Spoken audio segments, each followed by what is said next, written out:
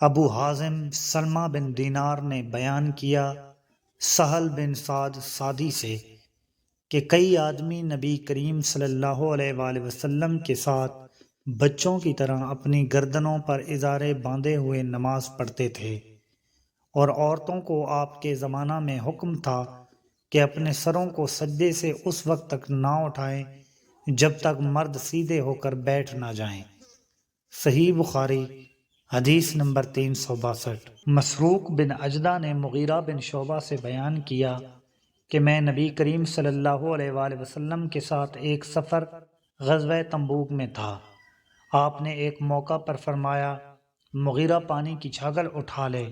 میں نے اسے اٹھا لیا، پھر رسول اللہ صلی اللہ علیہ وآلہ وسلم چلے اور میری نظروں سے چھپ گئے۔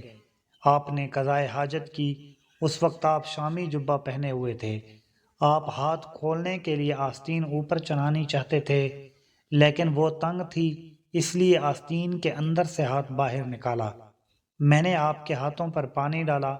آپ صلی اللہ علیہ وآلہ وسلم نے نماز کے وضو کی طرح وضو کیا اور اپنے خفین پر مسح کیا، پھر نماز پڑھی۔ صحیح بخاری حدیث نمبر 363۔